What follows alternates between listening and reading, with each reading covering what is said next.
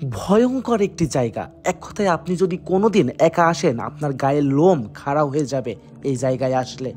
আসলেও এইরকম একটি ভয়ঙ্কর স্থান এই ঠাকুর বাগান। আর এই ঠাকুর বাগান ঘিরে নানান ভয়ঙ্কর গল্প আছে, হয়তো যেগুলো জিন দ্বারা। অনেকেই আবার অনেক কিছু মনে করতে পারে, আবার অনেকেই শিরকও করে থাকে এই জায়গা ঘিরে।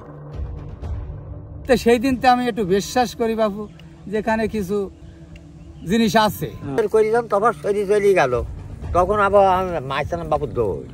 দেখ ডালটা কিভাবে ঝুলে আছে, কোনো ইয়ে নাই। আসলে ঠাকুর বাগানটা শুরু ঠিক এই জায়গা থেকে। এই জায়গার আশপাশে 4-5 কিলোমিটার শুধু জমি আর বাগান, এরকম ঝোড় জঙ্গল, ভয়ঙ্কর জায়গা।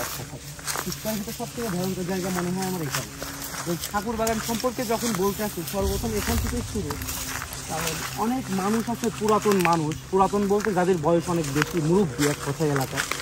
তো আমাদের এই রাতুলপাড়া এলাকার অনেক মুরব্বী যারা এখানে মানে আর কি, যেগুলো ঘটে আপনাদেরকে সেইগুলাই বলছে, তার বাহিরে কিছু বলছে না। অনেকে আছে এখানে স্যান্ডেল খুলে উঠে, আমরা যাই হোক এটা উঠবো না, সম্মান করে আর কি ঠাকুর বাগানকে, তার সিরিজি বলা হয়। তারপরেও কী কী হয় এগুলো আর কি আপনাদেরকে দেখানোর চেষ্টা করবো, আপনারা ভিডিওটা মন দিয়ে দেখবেন। আর এখানে অনেক ভয়ঙ্কর ইতিহাস তো আছে। আর এগুলো করার মূলত আমাদের একটাই কাহিনী, এইসব দেখেন, এইসব জিনিস কিন্তু সব বিলীন হয়ে যাচ্ছে, আর কোথাও পাবেন না এরকম জায়গায় এরকম কাহিনী। তো এগুলো আর কি তুলে ধরে রাখার জন্য এমনি আপনাদেরকে কিছু কিছু মানুষকে দেখাচ্ছে। আপনারা অনেকে এগুলো পছন্দ করেন, আমাদের ভিডিও শেয়ার করেন। এই যে এখানে দেখেন, এখানে কি হয়েছে রে ভাই, একটু বল, তুই তো এলাকার ছেলে।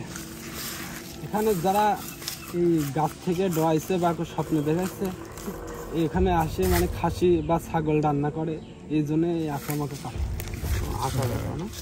আচ্ছা, এখানে অনেকেই রান্না করে, যেটা আপনাদের চিমনি বলে, অনেকেই মানুষরা অনেক রকম নাম বলে থাকে এগুলো আর কি, এক এক এলাকায় এক এক রকম ভাষা। এখানে দেখছেন আগরবাতি, আগুন, অদ্ভুত অদ্ভুত কিছু জিনিস আছে। আর কি ভয়ঙ্কর একটু দেখেন। এই ঠিক এই ভয়ঙ্কর এই জায়গা থেকেই শুনেছি এই এলাকার একটা সপরিবারে একটা পরিবার মারা যায়, বুঝতে পারছেন?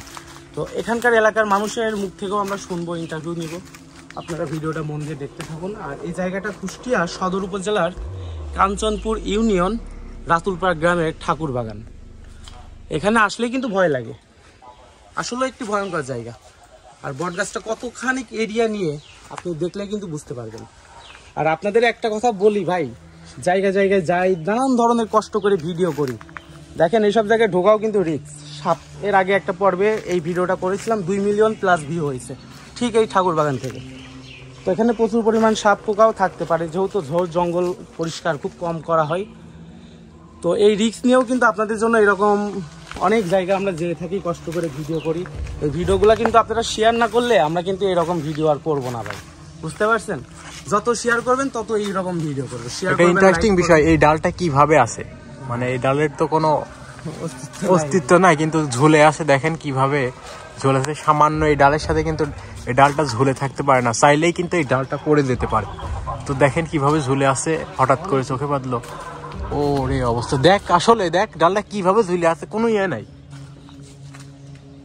ঠিক পিছনেই দেখছেন এই যে ঠাকুর বাগানের পুকুরের অপোজিট সাইড, এই পাশেই জমিতে এক চাচা চাষ করছে, চাচাদেরই আর কি ঠাকুর বাগানের জমি আছে।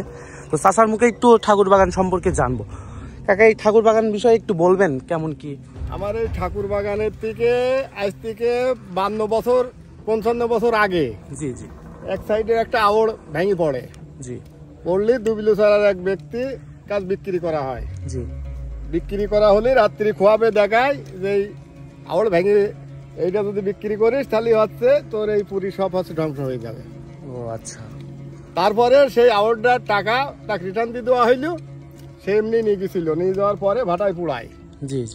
পুড়াইনির পরে 50 বছর পরে তাকে 3-4 মাস আগে স্বপ্নে দেখায় যে আমার হচ্ছে এই একটা অঙ্গ নিয়ে এসে পুড়ালি, যে তোর এই পুরী দেখ তো অমুক মজ যাচ্ছে অমুক জায়গায় এটা, তুই ওই জায়গায় যা মাপ ঝুঁক চা সিন্নি সালাদ করে তুই ভালো হয়ে যাবে।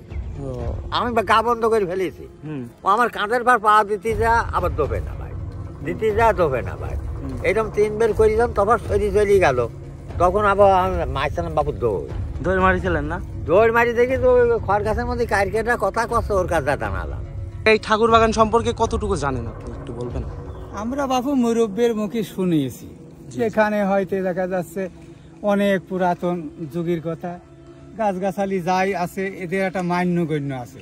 কেউ যদি ইচ্ছাকৃত ভাবে ক্ষতি করে তাহলে সে ক্ষতিগ্রস্ত হয়, বা তার বাস্তব প্রমাণ আমরা দেখেছি, বা আমার বাপ চাচারা গল্প করেছে। এই বাগানটাও আমার মুরব্বী বাপ চাচা দাদার আমাদের বাগান, আমাদের আয়ত্ত এটা এখন আছে।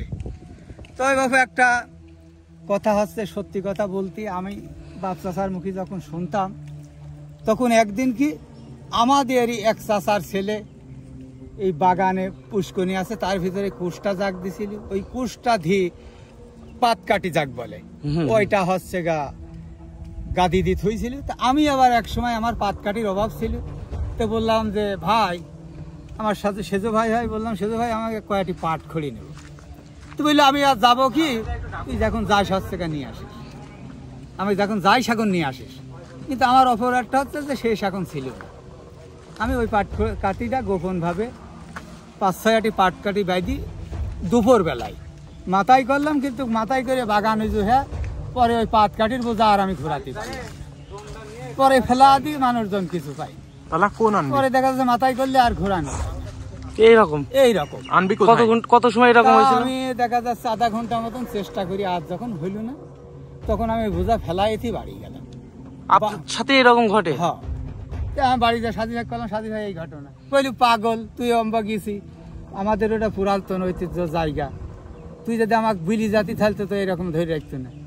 তো সেই দিন তো আমি একটু বিশ্বাস করি বাবু, যেখানে কিছু জিনিস আছে।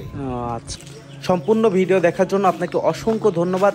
অবশ্যই আমাদের ফেসবুক পেজটি ফলো করবেন এবং আমাদের ভিডিওগুলো শেয়ার করবেন।